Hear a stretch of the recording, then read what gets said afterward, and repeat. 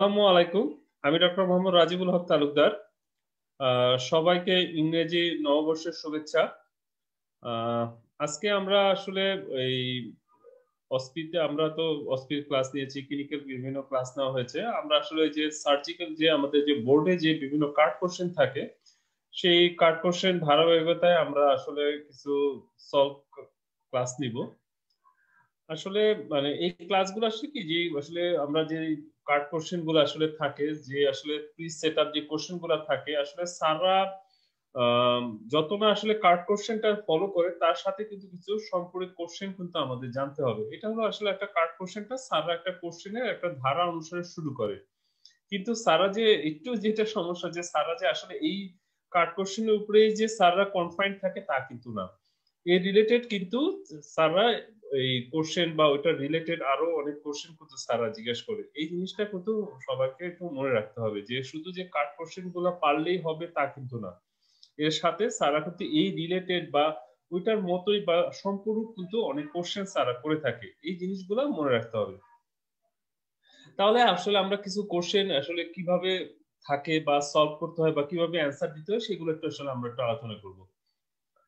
তাহলে আমরা ১ম এ দেখতে পাচ্ছি যে একটা কোশ্চেন দেওয়া আছে যেমন একটা what is A pet scan? আসলে পেট স্ক্যানটা এটা একটা আধুনিক টেকনোলজি যেটার মাধ্যমে আসলে আমরা কোন সেলের যে মেটাবলিক অ্যাক্টিভিটিটা সেটা আমরা দেখতে পারি।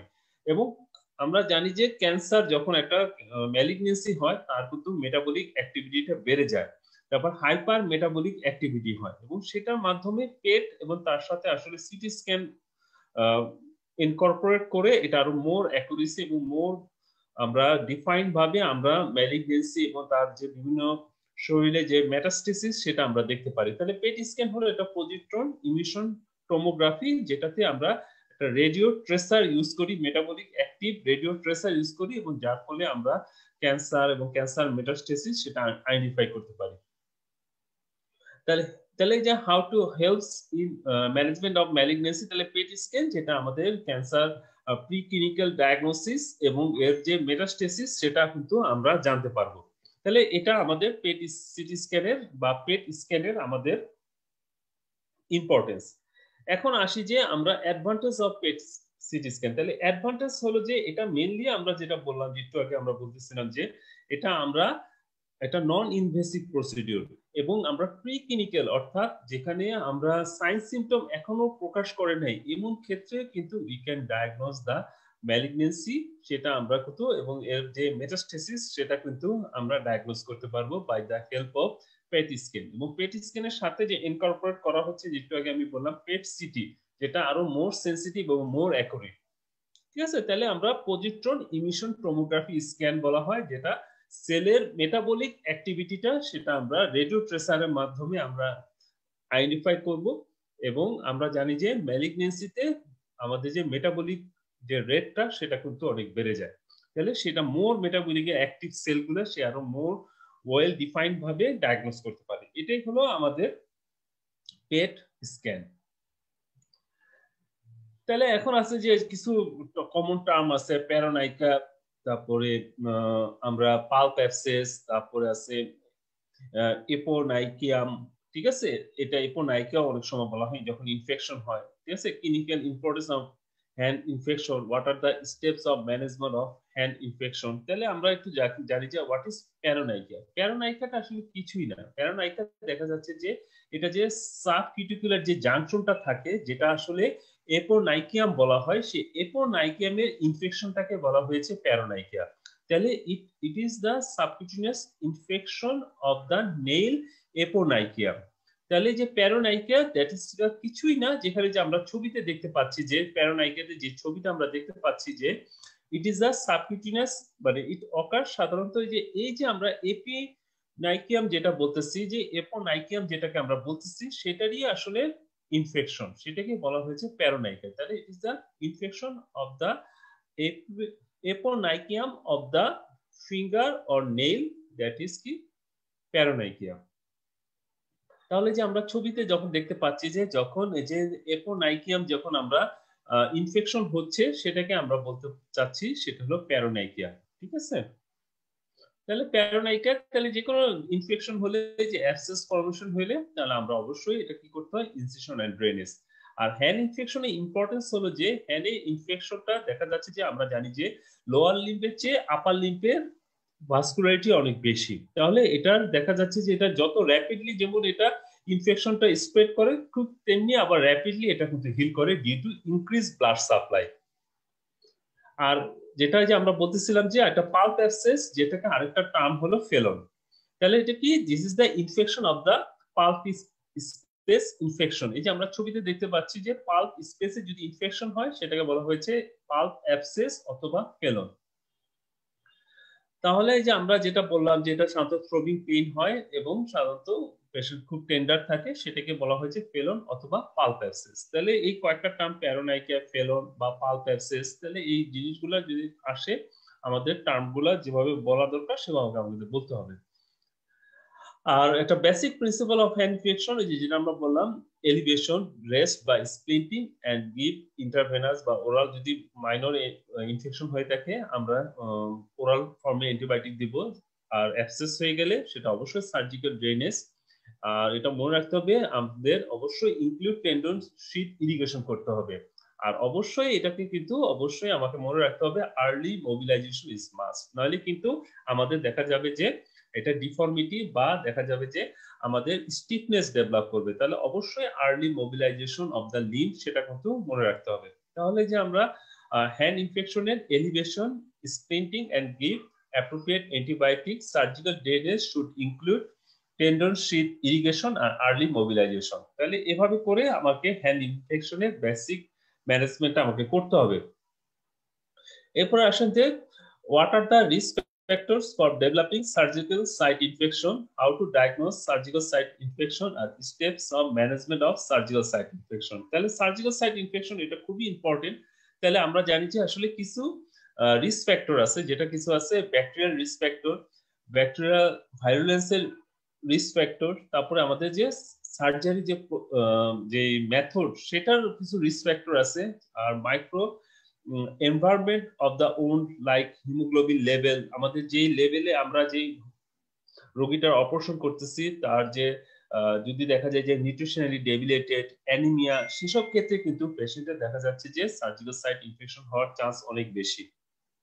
তাহলে ব্যাকটেরিয়াল এন্ট্রি, ঠিক আছে, ঠিক তেমনি আমাদের ওটি এয়ার, ঠিক আছে, এনভায়রনমেন্ট, ওটি ক্লিননেস, এগুলো সবগুলাই কিন্তু আমাদের সার্জিক্যাল সাইট ইনফেকশনের সাথে কিন্তু ইম্পর্টেন্স। তাহলে যে আমরা রিস্ক ফ্যাক্টর গুলো আমরা বলতেছি, একটা হলো হোস্ট ডিফেন্স, যদি ইমিউনো কম্প্রোমাইজ হয়ে থাকে, ডায়াবেটিক হয়ে থাকে, তাহলে কিন্তু তার কিন্তু এই যে সার্জিক্যাল সাইট ইনফেকশন হওয়ার চান্স অনেক বেশি। তাহলে এভাবে করে কিন্তু আমাকে মনে রাখতে হবে পেশেন্ট যদি শকে থাকে, হাইপোক্সিয়া থাকে, ক্রনিক ইলনেস যেটা আমরা বললাম, নিউট্রিশনালি যদি ডেবিলেটেড থাকে, নেট্রিমিয়া, হাইপোঅ্যালবুমিয়া থাকে, হাইপোথার্মিয়া থাকে, যদি হাইপারগ্লাইসিমিয়া অর্থাৎ ডায়াবেটিস যদি থাকে, পেশেন্ট যদি অন স্টেরয়েড থাকে, আর যিনি এনি ম্যালিগনেন্সি, আর কিছু কিছু আছে যে ইমিউনো কম্প্রোমাইজ বা ইমিউনো সাপ্রেসিভ ড্রাগ যদি পেশেন্ট পেয়ে থাকে, তাহলে পেশেন্টের কিন্তু এই আমাদের সার্জিক্যাল সাইট ইনফেকশন হওয়ার চান্স বেশি। তাহলে যে আমরা যে কথাগুলো বললাম যে রিস্ক ফ্যাক্টর গুলো আমরা বললাম, সেগুলো একটু মনে রাখতে হবে।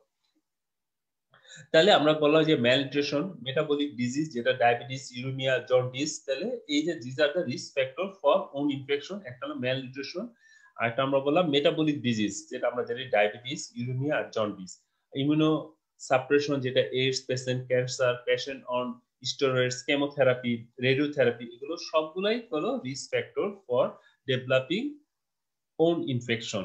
তারপর colonisation and translocation in the gastrointestinal tract, poor perfusion যেটা আমরা বললাম, শক বা লোকাল ইস্কিমিয়া যদি থাকে, পেশেন্ট যদি অ্যানিমিয়া থাকে, তাহলেও কিন্তু আমাদের সার্জিক্যাল সাইট ইনফেকশন হওয়ার চান্স বেশি। আর ফরেন বডি অনেক সময় দেখা যায় অ্যালার্জিক রিয়াকশন হতে পারে, সুচার ম্যাটেরিয়াল থেকেও কিন্তু আমাদের রিয়াকশন হতে পারে। তা পোস্ট সার্জিক্যাল টেকনিক যেটা দেখা যায় ডেড স্পেস থাকে, যদি হেমাটোমা ইটসেলফ ওখানে কোলোনাইজেশন অফ দ্য ব্যাকটেরিয়া করবে এবং subsequently patient develops surgical site infection. তাহলে these are the risk factor for developing surgical site infection. এখন আসেন treatment of surgical site infection. তাহলে অবশ্যই মনে রাখতে হবে যে আমাদের সার্জিক্যাল সাইট ইনফেকশন গুলো আসলে টাইপস অনুসারে অনেক সময় সুপারফিশিয়াল বা ডিপ অর্গান স্পেস, ঠিক আছে, অ্যাকর্ডিং টু দা টাইপের অনুসারে আমাদের ম্যানেজমেন্ট কিন্তু ভিন্ন হবে। তাহলে সার্জিক্যাল সাইট ইনফেকশনটাকে আমরা তিনটা ভাগে ভাগ করি। এই যে বললাম যে শুধু যে সার্জিক্যাল সাইট ইনফেকশন সারা বলতে তা না, তাহলে এটার কিন্তু একটা সুপারফিশিয়াল, ডিপ আর space organ surgical site infection, এই তিন ভাগে কিন্তু ভাগ করা হয়েছে। আর তাহলে আজ আমরা জানি all infected material and parts should be remove from the wound site, যেটাকে আমরা বলছি ডিব্রাইডমেন্ট। ডিব্রাইডমেন্ট কাকে বলা হয়? আমরা বলবো যে যখন removal of the all dead and devitalized tissue by surgical means, that is called debridement. তাহলে debridement কি? removal of the all dead and devitalized tissue by surgical means, that is called debridement. তাহলে আমাদের কি করতে হবে? all infected materials and parts should be removed from the wound site. Sutures are removed to allow the free drainage of infected material. Infected fluid is sent for অবশ্যই আমাদের culture sensitivity and subsequent antibiotic should be given. Once wound shows signs of healing by healthy granulation tissue, secondary suture is done. Often অনেক সময় দেখা যায় যে আমরা healing by scarring মাধ্যমেও কিন্তু সবসময় যে ওন যে একদম অ্যানাটমিক্যাল অ্যাপোজিশন যে লাগে তার কিন্তু অনেক সময় স্কারিং এর মাধ্যমেও ওন হিলিং হতে পারে। তাহলে যে আমরা বেসিক ম্যানেজমেন্টের মধ্যে আমাদের অ্যাকর্ডিং টু দ্য টাইপ অনুসারে আমাদের ট্রিটমেন্ট করতে হবে। All dead tissue and pus should be removed from the wound site. Sutures are removed to allow the drainage of infected material.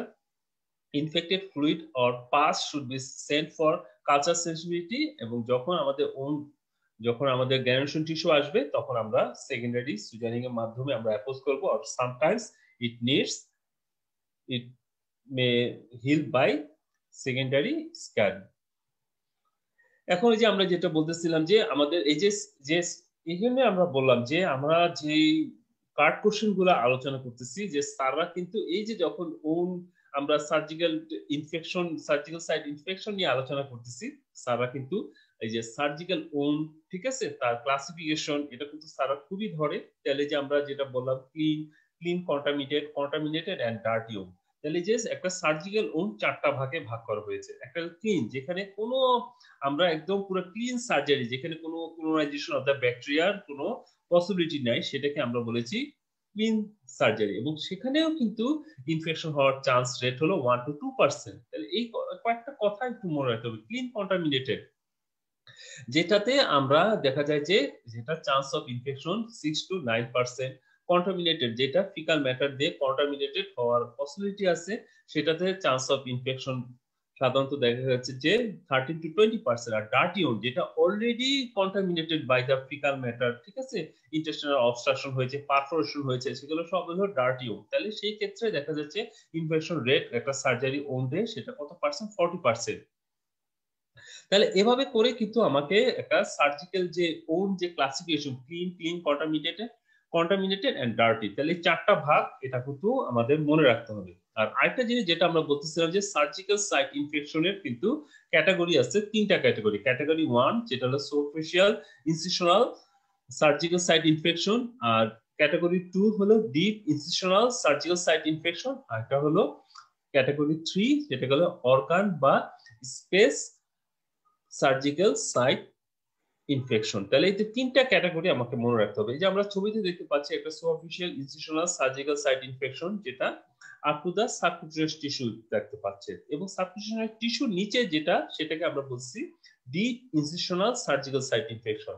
আর এর নিচে যেটা, মাসেলের নিচে যেটা চলে যাচ্ছে, ফাঁসার নিচে যেটা অর্গান স্পেস বা ক্যাভিটি লাইক অ্যাবডোমেন, থোরাসিক, এটাকে বলা হয়েছে organ space surgical site infection. তাহলে দেখেন আমরা ওন্ডের যে চারটা ক্রাইটেরিয়া সেটা আমরা বললাম ক্লিন কন্টামিনেটেড এন্ড ডার্টি। আর সার্জিক্যাল সাইট ইনফেকশনের তিনটা ক্যাটাগরি, সেটা superficial incisional surgical site infection, deep incisional surgical site infection, আর organ space surgical site infection.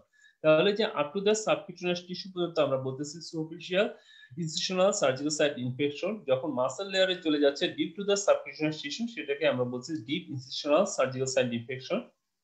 এর নিচে যখন আমাদের অর্গান অর্থাৎ অ্যাবডোমিনাল ক্যাভিটি বা থোরাক্সিক ক্যাভিটি যখন আমাদের সার্জিক্যাল সাইট ইনফেকশন হচ্ছে, সেটা হচ্ছে organ space surgical site infection. তাহলে এভাবে করে আমাকে মনে রাখতে হবে।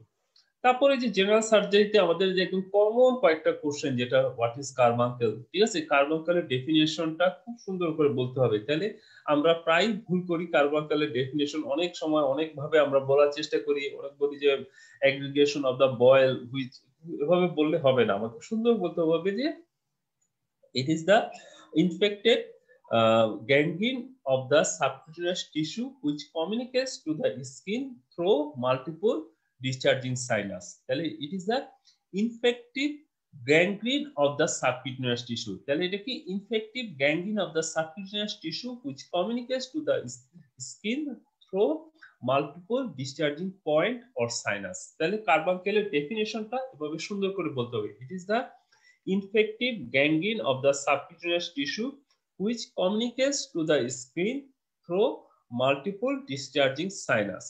তারপরে আমরা যে বয়েল এবং কার্বাঙ্কেলের মধ্যে ডিফারেন্ট, বয়েলটা কি, এটা হলো আসলে আমাদের যে হেয়ার ফলিকুলে ইনফেকশন উইথ পেরিফলিকুলাইটিস। তাহলে বয়েলে দেখা যাচ্ছে একটা সিঙ্গেল, অনেক সময় একটা 5 পয়েন্ট থাকবে, আর কার্বাঙ্কেলে আমরা জানি যে এটা বললাম কি এটা মাল্টিপল ডিসচার্জিং পয়েন্ট বা সাইনাস থাকবে। তাহলে দিস ইজ দ্য ডিফারেন্স।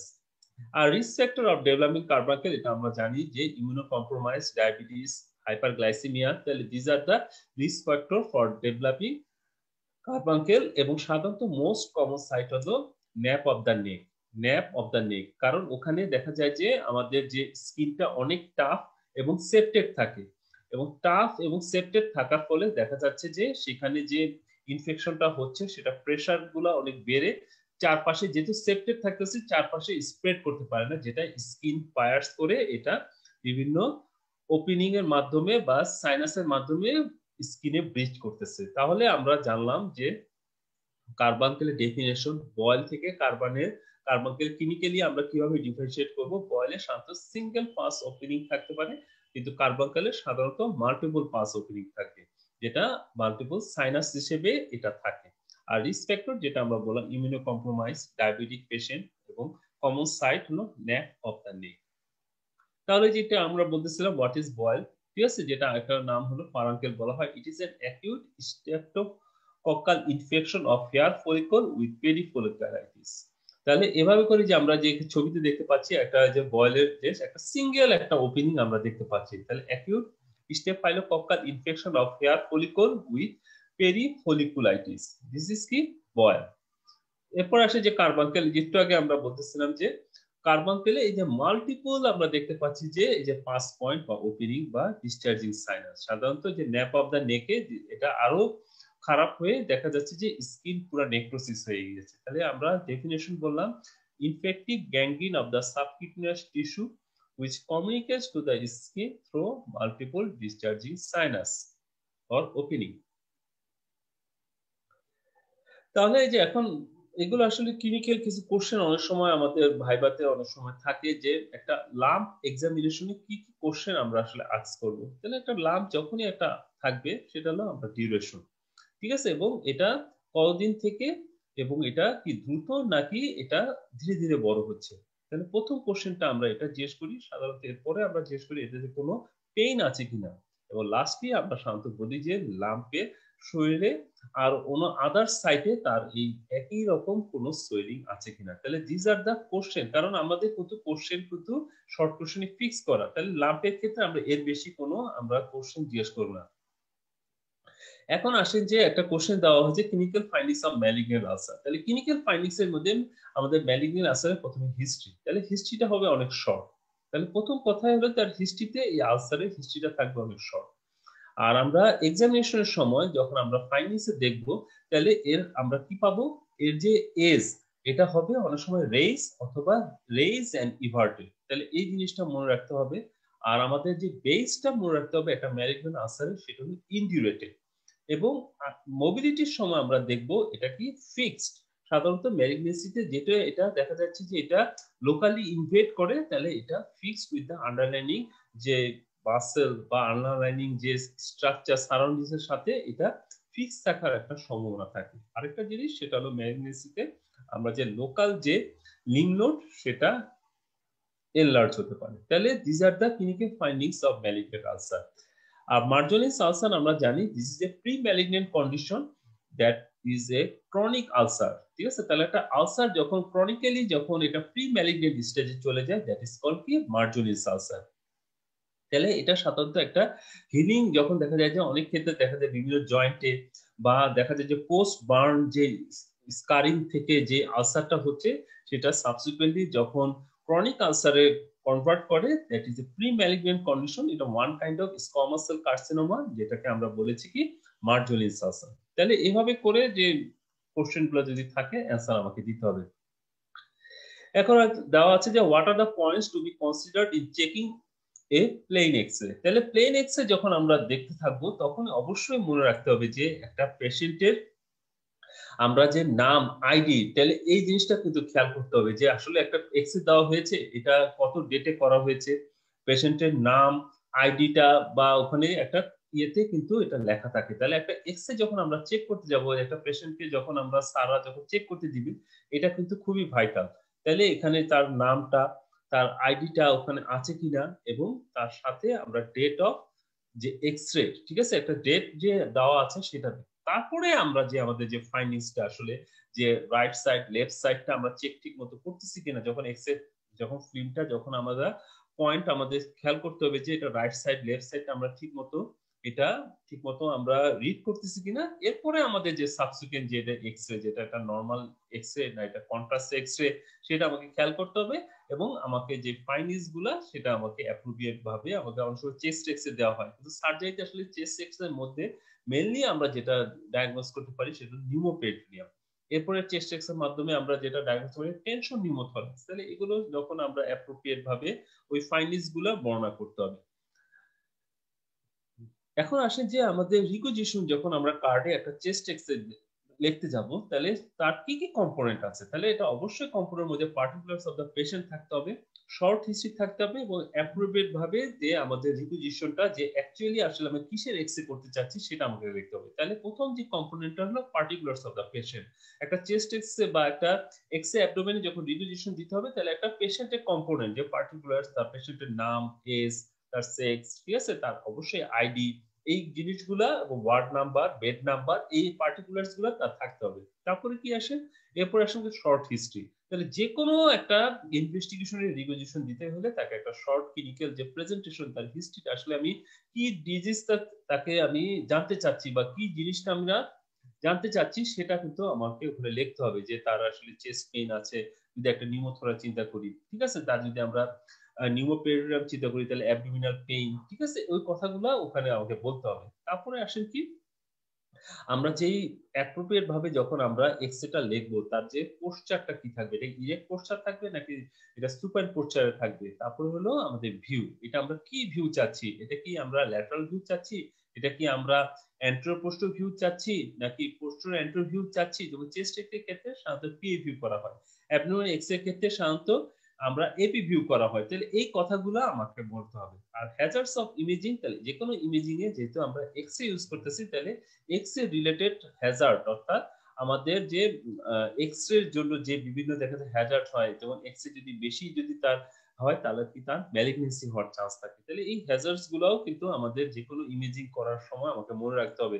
দেখা যাচ্ছে যে স্পেশালি যখন আমরা ইমেজিং যখন সিটি স্ক্যান করি, একটা নর্মাল অ্যাবডোমিনাল এক্সরে আর একটা নর্মাল যদি সিটি স্ক্যান, দেখা যাচ্ছে যে সিটি স্ক্যানে 500 গুণ অর্থাৎ 500 গুণ বেশি এক্সরে বিম ইউজ করা হচ্ছে একটা অ্যাবডোমেনে। তাহলে তাহলে মনে রাখতে হবে কত গুণ আমাদের এক্সরে রেডিয়েশন হ্যাজার্ড আমার হচ্ছে। তাহলে এই কথাগুলোও কিন্তু আমাকে মনে রাখতে হবে।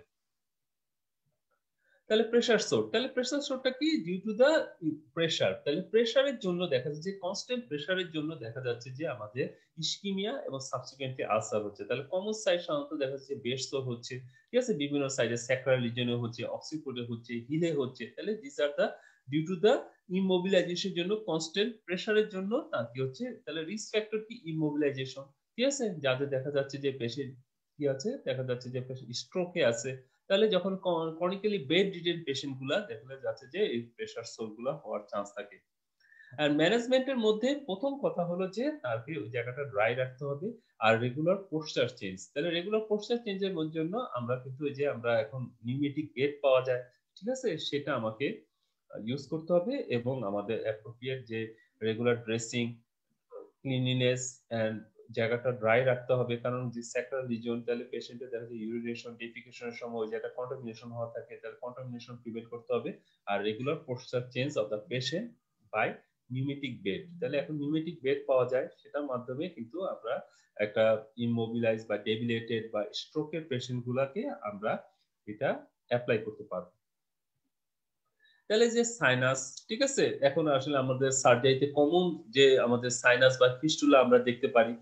আর manage a case of persistent discharging sinus after an abdominal surgery, কিভাবে ম্যানেজ করবো? তাহলে সাইনাস জিনিসটা কি আমরা জানি যে is a blind track line by granulation tissue, সাধারণত আনহেলদি গ্যারুশন টিস্যু থাকে, leading from an epithelial surface into the surrounding tissue. তাহলে যে আমরা ছবিতে দেখতে পাচ্ছি যে একটা সাইনাস, ঠিক আছে, সেটা কি একটা ব্লাইন্ড ট্র্যাক লাইন বাই, এটা কিন্তু এরপরে কিন্তু আর কোনো কমিউনিকেশন নাই, যেটা একটা সারফেস বা সারাউন্ডিং টিস্যুতে কি হয়েছে এটা ড্রেন করতেছে। তাহলে it is an blind track line by granulation tissue leading from an epithelial surface into the surroundings. তাহলে সাইনাস আমরা মোস্ট কমনলি যে সাইনাস গুলো আমরা এনকাউন্টার করি, দেখা যায় যে পেরিয়ানাল সাইনাস বা পেরিয়ানাল ফিস্টুলা, এটা একটা কমন একটা কিন্তু আমাদের প্রেজেন্টেশন, যেটা মোস্ট কমনলি আমরা যেটা দেখি এটা পেরিয়ানাল সাইনাস বা ফিস্টুলা, সেটা কিন্তু মোস্ট কমন দেখা যায় যে একটা অ্যাকোয়ার্ড ভ্যারাইটি অফ সাইনাস।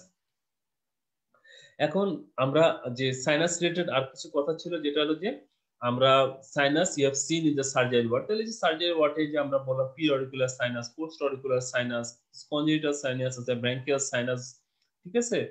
তারপরে আমরা যেটা বললাম যে পেরিয়ানাল সাইনাস, যেটা একটা অ্যাবসেস ফর্ম করে সাবসিকুয়েন্টলি এটা বাস্ট হয়ে এটা পেরিয়ানাল সাইনাস ফর্ম করে।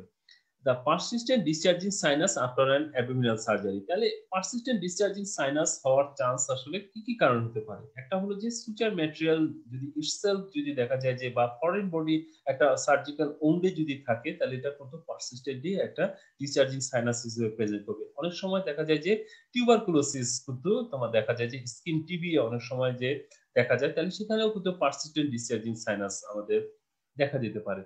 তাহলে এই ক্ষেত্রে অবশ্যই আমাকে পাস ফর সিএস আমাকে পাঠাতে হবে। আমাদের সাসপিশিয়াস থাকলে তাহলে সেটা আমাদের কালচার সেন্সিটিভিটিটা আমাদের টিবির জন্য আমাদের করতে হবে। এবং সামটাইমস যদি আমরা অনেক সময় দেখা যাচ্ছে যে কোনো যদি ম্যালিগনেন্সি যদি ওখানে অনেক সময় রিকার করতে পারে, তাহলে সেক্ষেত্রে আমাকে কিন্তু ওখানে টিস্যু বায়োপসি আমাকে নিতে হবে। তাহলে সাইনাস ট্র্যাক থেকে টিস্যু বায়োপসি নিয়ে সেটা যে আসলে টিবি আছে কিনা সেটা আমরা প্রুভ করতে পারি। বা অনেক সময় যেটা আমরা বললাম যে ম্যালিগনেন্সি আছে কিনা সেটাও কিন্তু আমরা প্রুভ করে তারপরে সেটা অ্যাকর্ডিং টু দা টাইপ অনুসারে সেটা আমাদের যদি কালচার সেন্সিটিভিতে যেই অ্যান্টিবায়োটিক আসে অ্যাপ্রোপ্রিয়েট অ্যান্টিবায়োটিক দিতে হবে। আর অনেক সময় আমাদের যে ইমেজিং অনেক সময় করা লাগে, মোর কমপ্লেক্স দেখা যাচ্ছে কোনোটাই সারতেছে না, তার এক্সটেনশন আমাকে জানতে হলে অনেক সময় আমরা কিন্তু এমআরআই করি, ঠিক আছে। সাইনোগ্রাম করা যায়, কিন্তু আসলে এটাতে খুব একটা অ্যাপ্রোপ্রিয়েট না। যদি মোর অ্যাপ্রোপ্রিয়েট ভাবে যদি আমাদের ডায়াগনোস করতে হয় এর যে ট্র্যাক গুলো কোথায় কোথায় গিয়েছে, তাহলে আমরা কিন্তু এমআরআই অনেক সময় করা লাগে। Sinogram is helpful, but more appropriate is MRI for identify the multiple branching tract. এখন আসেন যে একটা কমন একটা যে আমাদের প্রবলেম, যেটা সার্জিক্যাল সাইট, যে হসপিটাল অ্যাকোয়ার্ড ইনফেকশন। তাহলে হসপিটাল অ্যাকোয়ার্ড ইনফেকশন বা নজোক্রোমিয়াল ইনফেকশনটা কি?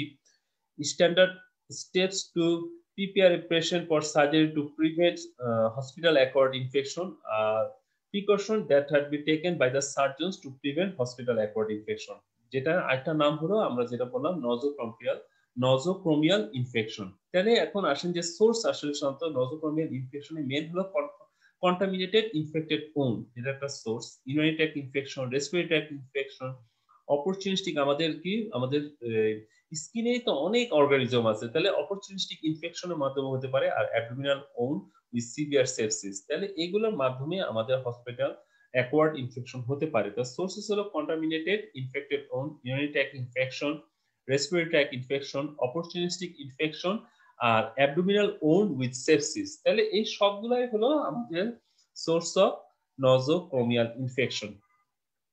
এখন আসেন যে কমন কাদের হচ্ছে, এটা আমরা জানি যে সবার সাধারণত এই যে নজোক্রোমিয়াল ইনফেকশন হওয়ার চান্স কম। তাহলে diabetic, immuno compromise, patient when steroid therapy, immuno suppressive therapy, আর বিভিন্ন দেখা যাচ্ছে যে ইনস্ট্রুমেন্টেশন, যেটা ইনডোয়েলিং ক্যাথেটার, আইভি ক্যামেরা, তারপরে ট্রাকিওস্টমি টিউব, তাহলে এগুলো হলো তার কমন এদের হতে পারে। আর যাদের দেখা যায় যে আর্টিফিশিয়াল প্রস্থেসিস, তাহলে সেসব ক্ষেত্রে কিন্তু নজোপারমিয়াল ইনফেকশন হওয়ার চান্স বেশি।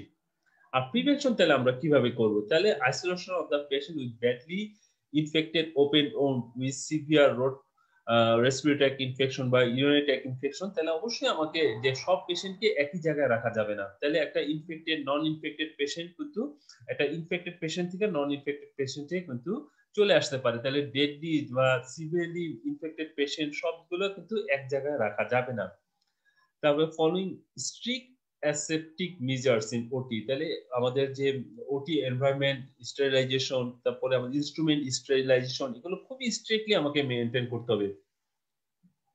তারপরে আমরা যেটা বললাম, যেটা আমরা যখন বিভিন্ন ওটি ছাড়াও আমাদের পেশেন্টের যে টয়লেট, সেগুলো আমাদের বেড প্যান্স, ঠিক আছে, ফ্লোর, এগুলো কিন্তু আমাকে প্রপার ডিসইনফেক্টেন্ট দিয়ে ক্লিনিং করতে হবে। এখন আরেকটা জিনিস মনে রাখতে হবে, শুধু যে ওটা করলে হবে তা কিন্তু না। আমাকে যে পেশেন্ট যে অ্যানিমিক আছে কিনা, যদি নিউট্রিশনালি ডেবিলিটেড আছে কিনা, তাহলে পেশেন্ট অ্যানিমিক থাকলে অবশ্যই ব্লাড ট্রান্সফিউশন দিতে হবে, ঠিক আছে, এবং তার যে নিউট্রিশনালি ডেবিলিটেড থাকে সেটা অ্যাপ্রোপ্রিয়েট কি নিউট্রিশনাল সাপ্লিমেন্ট দিতে হবে। এখন আসেন যে স্যার অনেক সময় ভলভুলাসে এক্সেট ফাইন্ডিংস জিজ্ঞেস করতে পারে। একটা লার্জ বাওয়েল বা স্মল বাওয়েলের যে এক্সেটের ডিফারেন্সটা আসলে কি আমরা পাবো। আর আর প্লেন এক্স এর হ্যাজার্ড তো আমরা বলেছি, যেটা আমরা যে এক্স এর বিমে তার কি রেডিয়েশন হ্যাজার্ড আছে। তাহলে এখন আসেন যেমন একটা ভলভুলাসের যে এক্সেটে আমরা সাধারণত যে একটা নিউমেটিক টায়ার লাইক শ্যাডো আমরা দেখতে পারি, যেটাকে আমরা বলি কফি বিন সাইন। তাহলে একটা ভলভুলাসে আমরা কি পাবো? Pneumatic tyre like shadow which is diagonally placed arising from the pelvis. তাহলে pneumatic tyre like shadow diagonally placed arising from the pelvis, তাহলে hugely dilated bowel loops look like pneumatic tire like shadow, তাহলে hugely dilated by distended bowel loops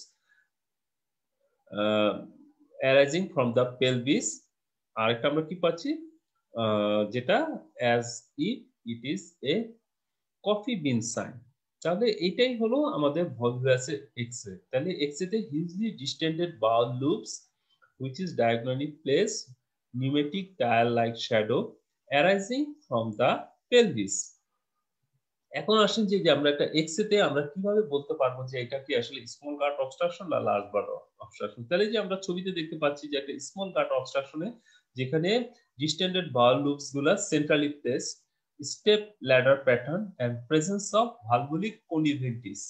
R large গাটে দেখা যাচ্ছে যে এখানে এই এক্স-রেটাতে বোথ স্মল এবং লার্জ গাট। তাহলে স্মল গাটে সাধারণত এই যে বাউল লুপস গুলো সেন্ট্রালি প্লেস হবে, আর লার্জ গাটে কি থাকবে? পেরিফেরিতে প্লেস থাকবে। তাহলে এই কথাগুলো মনে রাখতে হবে। তাহলে স্মল গাটে অবস্ট্রাকশনে আমরা যে ডিস্টেন্ডেড বাউল লুপ সেটা সেন্ট্রালি প্লেস পাবো, এবং লার্জ গাটে আমরা পেরিফেরিলি প্লেস পাবো। আর যে হস্টাল ফোল্ড গুলা থাকে সেটা হলো লার্জ গাটে, আর স্মল গাটে যেই আমাদের যে ফোল্ড গুলা থাকে সেটাকে বলা হয় ভালভুলিক কনিভেন্টিস। আর তারপরে যে আমরা বললাম যে স্টেপ ল্যাডার প্যাটার্ন, ঠিক আছে, এগুলো সবগুলো আমরা স্মল গাট অবস্ট্রাকশন পাবো। এখন ওই যেটাকে আমরা বলেছি যে নজোক্রোমিয়াল ইনফেকশন সম্বন্ধে আমরা বলেছি what is nosocomial infection, clinical importance কি, আর কমন অর্গানিজম। তাহলে আসেন যে আমরা জানি যে কমন অর্গানিজম হলো staphylococcus aureus is the most common organism causing hospital acquired wound infection. Others কি কি? সিউডোমোনাস হতে পারে, ক্লেক্সিলা হতে পারে, ইকোলাই আর প্রোটিয়াস।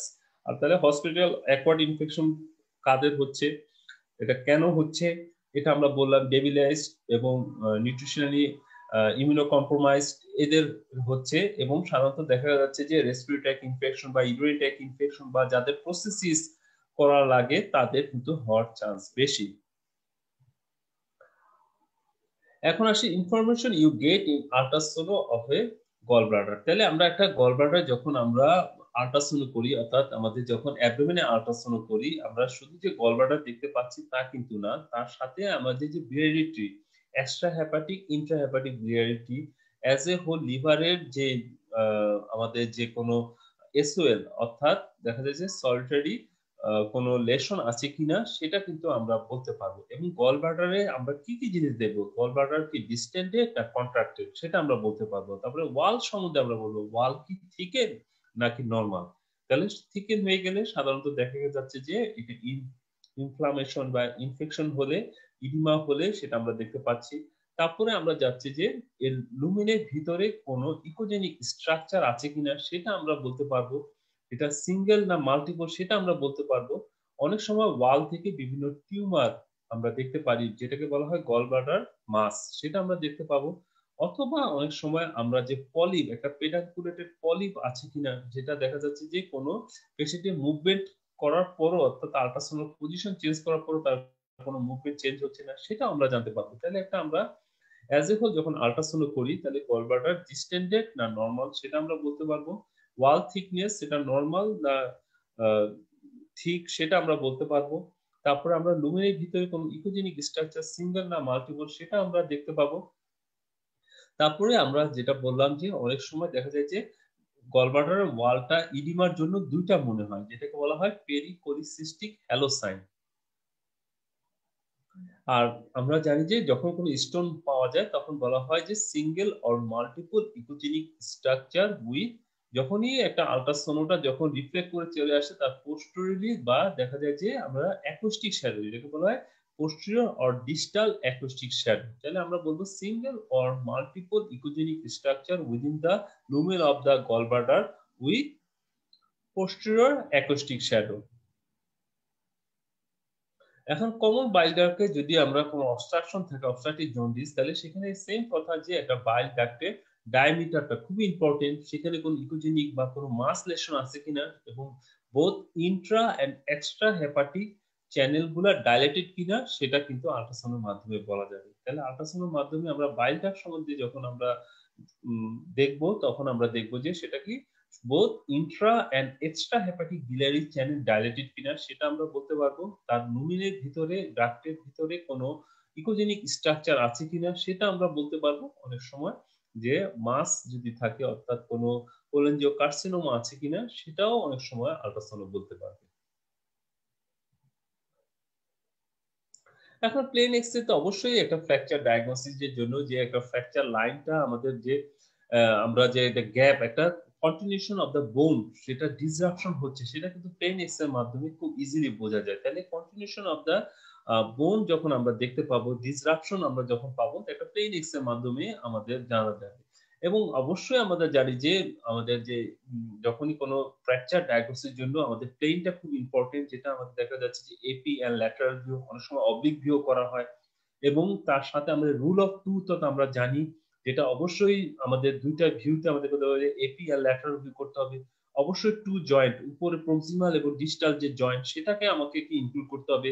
অবশ্যই কম্পেয়ার করার জন্য অবশ্যই আমাকে মনে রাখতে হবে যে আমাদের আদার্স যে পার্টে যদি কোনো ডান হাতে হয়ে থাকে, তো অবশ্যই লেফট হ্যান্ডের সাথে আমাদের কম্পেয়ার করতে হবে। এবং টু অকেশন, অনেক সময় যে প্রাইমারি যে জাস্ট আফটার ইনজুরি পর অনেক সময় দেখা যায় যে ফ্র্যাকচার লাইনটা বোঝা যায় না, তাহলে টু অকেশন অর্থাৎ একটা সেকেন্ড টাইমে, অর্থাৎ একটা নির্দিষ্ট দিনের পরে আবার আমরা এক্সরে করে দেখব, কনফার্ম করবো যে আসলে ফ্র্যাকচার আছে কিনা। হ্যাঁ, সফট টিস্যু প্যাথোলজি, যদিও আমরা এক্সরে তে সাধারণত যে হার্ড পার্ট অর্থাৎ বনি যে কম্পোনেন্টটা আমরা সাধারণত বলতে পারি, কিন্তু যে সফট টিস্যু অর্থাৎ ইডিমা বা দেখা যাচ্ছে যে হেমাটোমা, এখানে হলে যত ইডিমা ফ্লুইড কালেকশন বা ইনফ্লামেটরি যে চেঞ্জ গুলা, সেটাও কিন্তু অনেক সময় এক্সরে তে বোঝা যায়। তাহলে আমরা সফট টিস্যু প্যাথোলজি ডায়াগনোস করা যায় না, কিন্তু যে ইডিমা ফ্লুইড বা ইনফ্লামেশন যে আছে সেটা কিন্তু অনেক সময় এক্সরে তে আমরা বুঝতে পারি। এখন early features of septic shock সম্বন্ধে স্যার যদি জিজ্ঞেস করে, what investigation you perform in septic shock, how you send the patient, অর্থাৎ when will you send the patient to ICU in septic shock. তাহলে দেখেন যে সেপটিক শক হলো আসলে যে bacterial infection which release toxins leading to shock. এখানে সাধারণত কি হচ্ছে, আমাদের যে ভেসো ডাইলেটরি শক হচ্ছে, অর্থাৎ আমাদের পেরিফেরিতে কি হচ্ছে, ভেসো ডাইলেশন ডিউ টু এন্ডোটক্সিমিয়ার জন্য ভেসো ডাইলেটরেশন হচ্ছে এবং পেশেন্ট সাধারণত শক হচ্ছে। ফিচার্স ফিভার, ট্যাকিকার্ডিয়া এবং ট্যাকিপনিয়া এগুলো যখন ডেভেলপ করবে, অবশ্যই তখন আমাদের কি পেশেন্টকে কিন্তু আর্লি যদি সাপোর্ট যদি আমি না দিই, তাহলে কিন্তু পেশেন্ট কি হবে যে ইরিভার্সিবল শকের দিকে চলে যাবে। তাহলে তখনই আমাদের মনে রাখতে হবে, যখন পেশেন্টের ফিভার থাকবে, হাই ফিভার, ট্যাকিকার্ডিয়া, ট্যাকিপনিয়া থাকবে, অবশ্যই পেশেন্টকে আমাকে কি করতে হবে, আইসিইউ তে শিফট করতে হবে। আর পেশেন্ট সাধারণত প্রেজেন্ট করে উইথ ভেসোডাইলেটরি শক। হাইপোটেনশন ডেভেলপ করবে, ফিভার থাকবে, ট্যাকিকার্ডিয়া, ট্যাকিপিয়া থাকবে।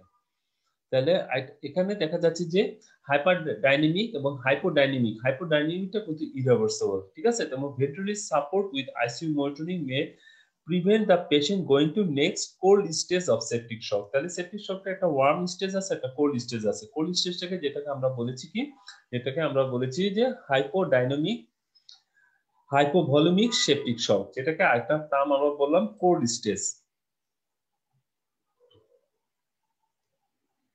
কোল্ড সেপটিক শক, তাহলে পেশেন্ট ইন ডিকম্পেনসেটেড শক, যেটা না দেখা যায় যে মাল্টি অর্গান ডিসফাংশন সিনড্রোম কিন্তু পেশেন্টের ডেভেলপ করে, তখন anuria, respiratory failure, jaundice, cardiac decompression, pulmonary oedema, hypoxia, drowsiness, even coma and death. তাহলে এটাকে বলা হয়েছে ইরিভার্সিবল স্টেজে চলে যায়। তাহলে যে আমরা যখন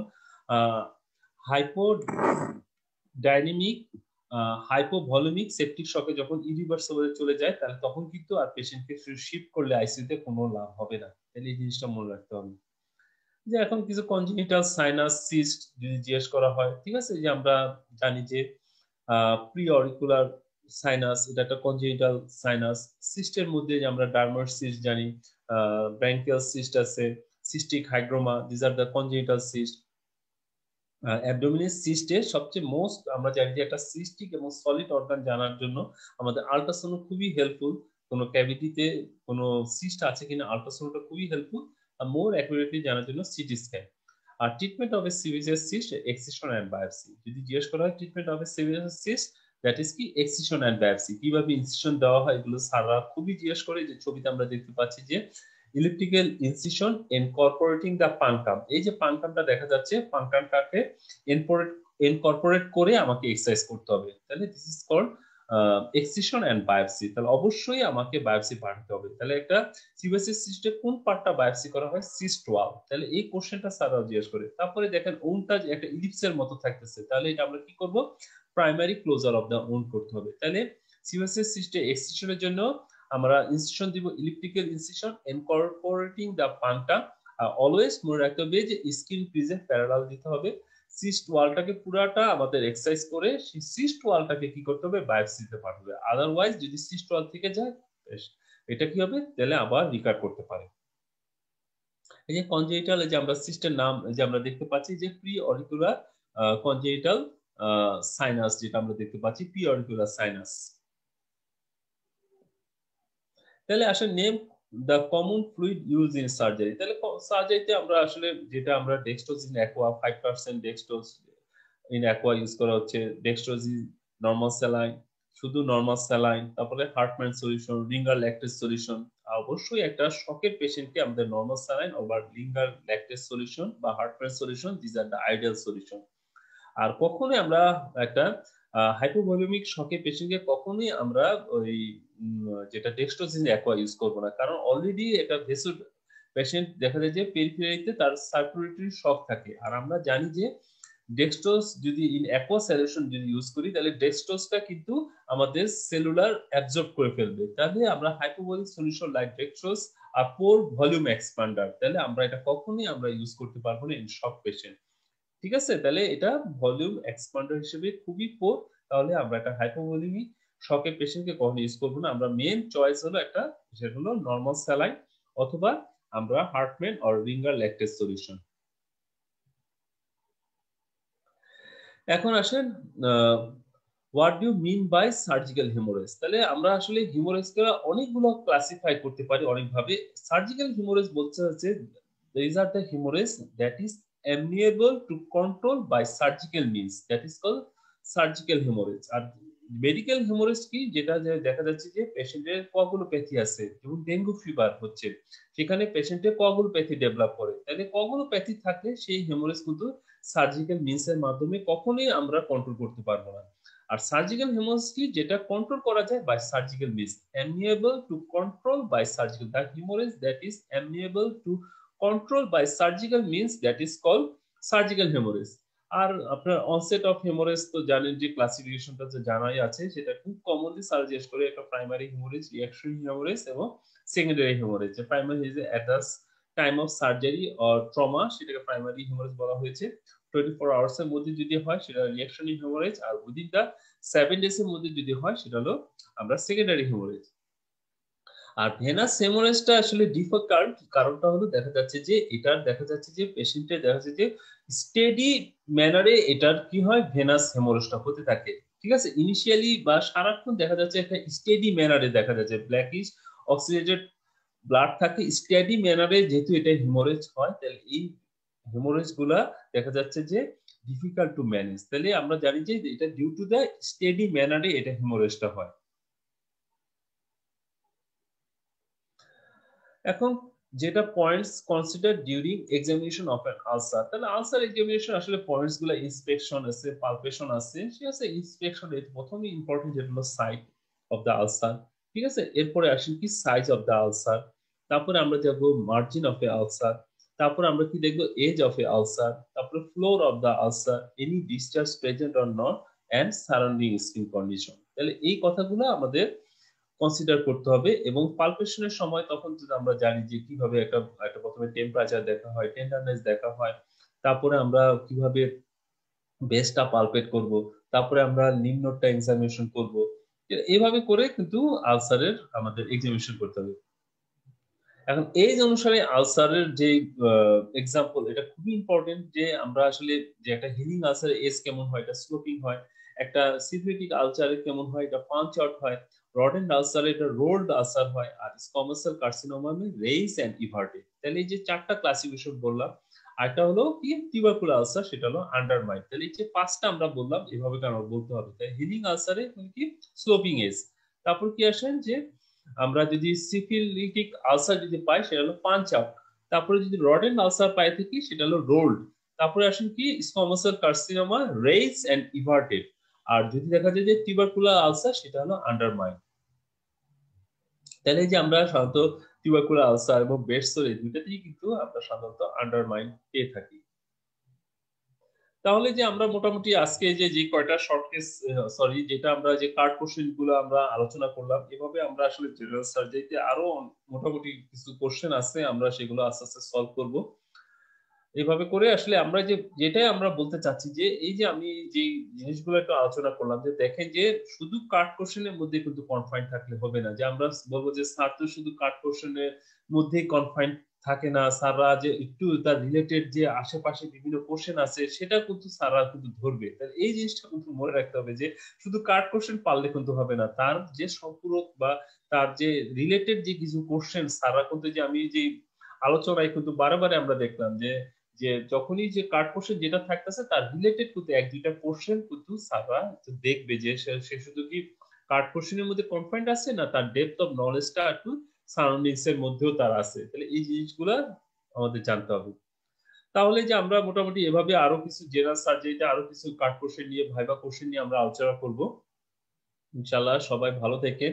নতুন বছরের এই 2021 সাল যাতে আমাদের ভালো যায়, আমরা করোনা থেকে যাতে মুক্তি পাই সে আশা যাতে আমরা করি, এবং সবাই যাতে সুস্থ থাকি। সামনে ফিফথ ইয়ারদের একটা পরীক্ষা ইনশাআল্লাহ আসতেছে, তাহলে সেটা প্রিপারেশন সবাই সুন্দর মতো করা শুরু করে দিতে হবে। তাহলে সবাইকে শুভরাত্রি, আজকে আমাদের এখানেই থাকবে। এমনি আমি তো আসলে এই ফেসবুক লাইভে আছি, যদিও আসলে কেউ অত কোশ্চেন অত নাই আমাদের।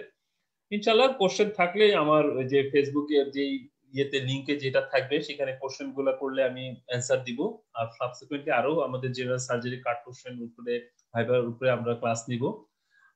সবাইকে ধন্যবাদ এই কষ্ট করে শোনার জন্য। তাহলে শুভরাত্রি, ধন্যবাদ সবাইকে।